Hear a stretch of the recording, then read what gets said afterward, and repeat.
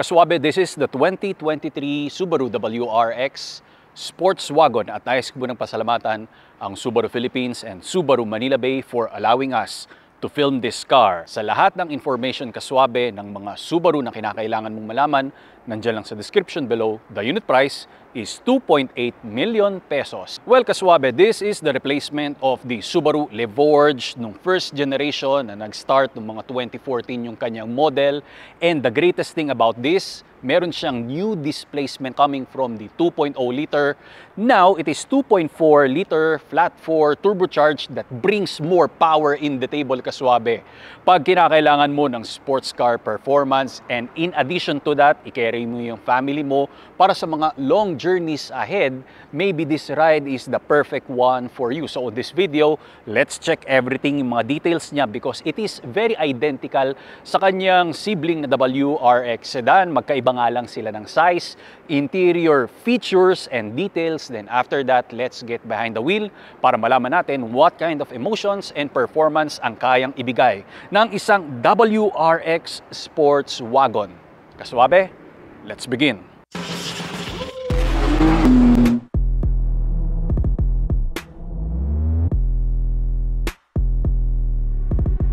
Let's start with the front business niya, kaswabe. Ito naman yung pinaka-center of attraction dito. Meron tayong malaking hood scoop for the intercooler. Well, compared doon sa WRX sedan, mas nag-downsize yung ating mga front bumper na claddings, which is nagkaroon nga siya ng maraming controversies. Pero ito, very durable naman yung materials natin. For your ground clearance, very identical pa rin siya. Mas maliit yung mga honeycomb materials natin dito, kaswabe, unlike doon sa WRX sedan. So, sari-saring preference na lang yan. I prefer yung ganitong klase, then meron kang chrome panel. Magkaiba sila ng fog lamp decoration compared dun sa WRX sedan. Sa lahat pa rin ng mga Subaru vehicle, nandyan yung auto steering lights natin para pag nag-drive ka at nighttime, di ba? Very visible lahat ng mga corners natin. Side profile naman tayo. I know, kaswabe, you are interested when it comes sa kanyang dimension compared sa isang WRX sedan. Well, this is longer ng 85mm or 80, nakalimutan ko ata, basta nasa range na ganyan. Mas matangkad ito ng 35mm. Sana sumaba yung ground clearance to. Then after that, magugulat ka because mas payatot ito ng negative 30mm. Kung isipin mo mabuti, bakit nangyari yun? Mas family-oriented ang sports wagon natin. Pero eto yan, kaswabe, tingnan mo yung mga wheel arches natin. Merong kulang dyan. Nawala at naging absent yung mga fat fenders natin sa wheel arches. Pero sana nilagyan nila because, di ba, pang adventure rin naman ito. And even yung side skirt natin naging plain Jane. So, smart entry nga pala ito once na ang key fob nasa bulsa mo. Hindi mo na kinakailangan pindot-pindutin, power folding mirror, wala ka nga lang camera. Tapos multi-spoke ito, two-tone machine finish, and naka-disc brakes tayo. Ang sukat nito ay 245, 45, and 17-inch. Both are identical, and if you will check closely, napaka-sexy ng side profile definition ng isang WRX Sports Wagon. Next detail naman tayo. Big difference that you can see here, unlike doon sa sports sedan na WRX, na wala yung very scary and gigantic na black plastic rear bumper housing natin, or hindi ko alam kung paano ba tawagin yun. Magkaiba yung decorations dito sa safety markers, rear taillights ala Japanese character. Well, paborito yan ng mga JTM automobiles. Ganun talaga yung design nila, even sa harap, even sa mga Toyotas, ganun rin. Nabanggit pa yung Toyota, no? Subaru symmetrical all-wheel drive. That's the sweet spot in every Subaru. Emblem natin ng mga stars, WRX eyesight feature. Siyempre, this is equipped. Then, ito naman yung spoiler, integrated na brake lights sa rear spoiler. Doon, quad exhaust, pero ito, dual exhaust. Medyo may pamabait lang na styling. Manual opening ang ating tailgate, and pag umupo tayo rito, pag umupo tuloy. So, you get a cargo space behind the second row ng 492 liters. Pero sa WRX Sports Sedan, it is 393 liters lang. Pag tinumble down mo to, may mga lever ka lang rito na pipindutin para mag-fold down siya. You can get 900 plus liters of space. Pero up until doon sa roofliner, kasyang-kasya yung mga gamit dito, up until 1,400 liters of space. Meron tayong tonneau cover, to protect kung ano man yung mga stuff natin dito, and syempre iwas sa mga masasamang temptation kasi pag hindi nakatint yung rear glass natin, kitang-kita kung ano nandito, yung extra wheel and tire, of course, nandito na yan sa loob. Under the hood is the new FA24F engine. It is a 2.4 liter flat 4 or boxer 4 turbocharged petrol engine that gives 271 horses, 350 Nm of torque. Siyempre, nandiyan yung intercooler natin. Kitang-kita naman. Ang 0 to 100 yan, nasa 5.5 to 6.1. Then the quarter mile is 13.9 seconds kaswabe. Top speed is around 230 kilometers per hour. Well, mated siya ng 6-speed manual transmission or Subaru Performance Lineartronic CVT. And this is a symmetrical all-wheel drive. Nagkakaroon lang ako ng parang mystery when it comes sa curb weight because this is 3,483 pounds. Ang WRX Sport Sedan nasa 3,520 plus pounds. Mas mahaba naman to. Siguro mas naging mabigat yung mga fat fenders nun. Yung mga, di ba, cladding niya sa body. I think yun yung nagbigay sa kanya ng added weight. Well, anyway, joke lang yun. We have to find out kasi sa akin, mas confident ako pag mas mabilis ako dito sa WRX Sports Wagon natin. Anyway, next detail naman tayo. Introducing Autosport. Kaswabe, this one is the world's most innovative mobility scooter that we can get para sa ating lifestyle and sa mga kababayan natin na PWD. Madali lang to. Comes with 2 separate parts na pwede mong gawing trolley at the same time. Installed nga pala doon sa harap ang iyong illuminated LCD display for you to see the performance and enhanced lighting system para sa safety precautions pag nasa road ka or sidewalk na pwede mong ilagay sa sports car or regular car na trunk kasi maliit lang ito and very lightweight. Within seconds, ang dali lang i-assemble. Up to 10 speed ang kanyang taglay and 10 kilometers per hour ang kanyang maximum na pinartneran mo ng shock-absorbing flat-free tires for advanced performance and auto braking system. At hindi lang sa kotse, mantakin mo, pati sa tren, pwede. And flight approved ang ating baterya. Meron tayong lisensya. So, ibig sabihin, pag nag-travel ka around the world, kayang-kaya mo itong ilagay sa cabin at ibaba mo, ma-assemble mo kagad ito. Ang design nito ay talagang super passionate sila para ipakita sa inyo ang performance. So, ganun lang yon. Be active, be free, be yourself by Autosport. Ang link ay nasa description below para i-check mo na lang kaswabe. Welcome sa ating WRX Sports Wagon. The big difference compared doon sa WRX na kanyang kapatid, which is the sports sedan, yung richness ng room natin. Una, sa tuhod, this is my driving position, 2 kamao halos. Ito yung sa head ko, I am 5'10".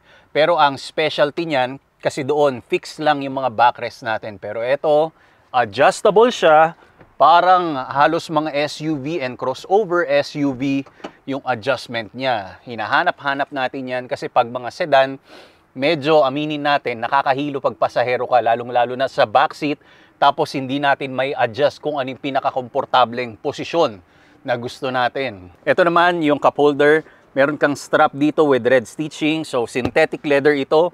No availability of ventilated and warm seats. Pero meron tayong USB Type A, no climate control, meron kang 2 airflow dito, plus stretchable map pockets for your documents, grab handle, coat hook, then material here na faux carbon fiber. Kasyang-kasya, magaganda yung size ng ating door beams for cup and bottle holder. Okay naman, meron kang mga speaker dito. Anyway, ang center platform lang natin, medyo mataas lang compared doon sa Outback. As I remember here. Then, map lights are LED lights. Seats, perforated. Yan lang ang may didiscuss natin dito. Doon naman tayo sa driver cockpit. Hindi ko na lahat masyadong tsatsap-tsapin kaswabe mga features dito because nakatatlo na tinapos natin na Subaru. Halos lahat sila very identical when it comes sa features. Pero syempre, because this is the WRX Sports Wagon, mas full pack yung features niya.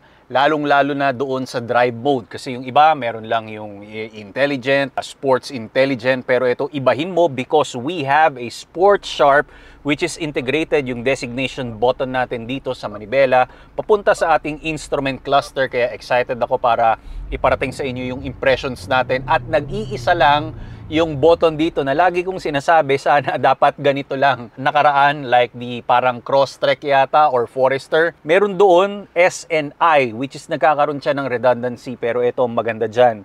Nag-iisa lang talaga. Difference between the WRX sedan, meron siyang embroidery ng WRX. Mas gusto ko yung seats, pero ito maganda yung mga contouring lines niya para naman talagang when you go fast, kapit na kapit yung pag-upo natin dito. Maganda yung mga support niya. Maganda yung side bolsters.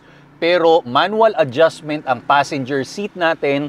Dito naman ay 10-way including 4 sa lumbar adjustment para talagang mas nice and proper yung posture natin. For long journeys yung pwedeng tahakin natin. And this is perfect again for daily companion. Sa dashboard, you have those red stitching. Maganda yung glove box natin sa center. You have a soft padded armrest. Malalim yung center box. May lalagyan ka ng coins dito. And yan, cup holder is doing nice. Pwede mong tanggalin yung nasa gitna para pag meron kang mas malaking stuff na ilalagay dito, perfect siya. Ngayon yung gear selector natin, yung framing niya, gloss black or piano black. Nakikita mo talaga yung mga thumb marks. Sa iba, yung nasa right switch na to, pang camera. And dito, wala siya. I think pag nag-reverse tayo, hindi siya naka 360. Yun lang yung head scratcher. Malalim yung space dito. It doesn't have any wireless charging platform. Pero availability of USB Type A. Sana yung isa naging Type C na, no? Lalong-lalo na yung Apple 15 naka Type C na tayo. Kailangan magkaroon na ng update dito. The Starlink infotainment system, again, this is 11-inch and super useful. Grabe yung features nito with the EyeSight. All the icons are perfect. Napakadali hanapin. Ang dali lang i-memorize nito lahat. Entertaining lahat ng itsura niya. Very colorful. Availability of the physical switches, which is, ayan ang hinahanap palagi ng mga car enthusiasts kasi ang hirap talaga pag lahat i-configure mo dito sa infotainment system. Yung manibela natin, it is a semi-flat bottom, kaya naman ramdam mo, medyo may pagka-racing feel pa rin yung sports wagon natin. Meron kang mga paddle shifters, kaya lang, manual adjustment lang yung manibela natin. Hindi nga lang siya naging automatic. Plus the faux carbon fiber, 3-spoke leather wrap ito with red stitching. Instrumentation is lahat the same sila, Forester, Crosstrek, and even the Outback. But you can see here yung turbo gauge natin. Cool lang tingnan, although hindi ko naiintindihan lahat ng numbers dito, pero cool thing to see pa rin. Okay, sa left side naman, lower portion, marami kang mga blank switches. It has 7 blank switches for your performance modification or pag-customize. Ikaw ang bahala dyan. Faux carbon fiber here sa windows natin. And yan, maganda yung spacing naman ng mga door bins. Meron tayong auto-dimming mirror pero pwede nating i-turn off. Plus eto, may mga LED map lights tayo. Sana being a sports wagon or Tito car, nagkaroon siya kahit ng mga maliliit lang na sunroof na availability. Well, yun lang naman ang naisip ko. Also, the pedals are aluminum with rubber details. Magkakaparehas talaga sila. Yun yung medyo rich in taste pagdating sa mga Subaru vehicle. Now, I am excited naman para ipakita sa inyo ang ating test drive, emotions, and impression. Kaswabe, we are behind the wheel of the WRX Sports Wagon. First impression natin dito, napakatahimik coming from the Boxer 4, no rattling and some vibrations. Inside the cabin, napaka-komportable, tapos visibility is super wide. Steering wheel natin on the lighter side lang, pero sana mas nagkaroon siya ng added weight para mas maging stable yung ride natin, lalong-lalo na pag binigyan mo ito ng sport sharp na driving experience para mas confident ka lang. Although hindi naman siya laking issue for me, pero ang nagustuhan ko pa rito, it is like a premium SUV yung feel niya sa mga damping system natin. Of course, katulad ito ng other Subaru automobile na meron kang McPherson and doon naman ay double wishbone. Yung mga regular days ko or regular road na dinadaanan ko pag gamit ko yung sports car and kung ano man yung mga nadadrive natin na iba, malubak, ramdam mo talaga yung lubha ng mga speed bumps at yung random na mga roughness. Dito medyo sinusoak down niya yung mga pang-ilalim natin, kaya perfect ito for daily companion para sa pamilya natin. One thing that impressed me pa is yung speed capability nito. So having a 270 horsepower is very enough. Minsan nagda-drive ako sa freeway, merong mga JDM cars, tama? Yung exhaust at iingay talaga. Pero alam mo yon, meron siyang vibes na parang nagkakamilyon siya. Nagbe-blend siya na mukhang mabagal lang, di ba? Tito car, alam mo na, dahan-dahan, masyadong masunurin sa mga linya, sa mga traffic rules. Pero pag kinarera mo to, mabibigla ka dahil ang bilis niya. Promise ka, Swabe, even kahit doon sa comfort driving or intelligent driving, yung low range power niya na nagsisimula sa mabagal na speed lang, di ba? Hindi mo pa doon mapapansin eh. Pero pag tinagalan mo yung foot mo sa accelerator natin, talagang lilipad to. 0 to 100 in real world, umaabot siya ng 5.5 seconds. And yung confidence while driving, it is asymmetrical all-wheel drive, which is, alam naman natin, yan ang one of the best technology when it comes sa mga Subaru na automobile. So ibig sabihin, pwedeng maging mabait, maging boring ang ating Tito car, pero wag mong hahamunin ito dahil napakatahimik nito, 'di ba? Nandun lang sa loob niya from within yung racing attitude or behavior nito. Pero once na inilipat mo, for example, 'di ba, nag-SI drive tayo, which is the Sport Intelligent, makikita mo magkakaroon siya ng aviation behavior kasi yung RPM biglang lumulundag. Oh, mas naging responsive. Marami lang sasakyan. Tsaka isa lang yung designation na switch nito for those drive modes. Pag SI drive naman, naku, talaga naman very immediate yung power delivery. Ang bilis, 90 kilometers per hour, bigla mamaya nasa 100 na, 110. Ang ganda ng linear tronic CVT transmission natin. And kahit kanina naka-standstill tayo, Kaswabe, alam mo, pagbiglaan sa mga pedals natin, wala siyang poor traction. Very stable yung ride natin.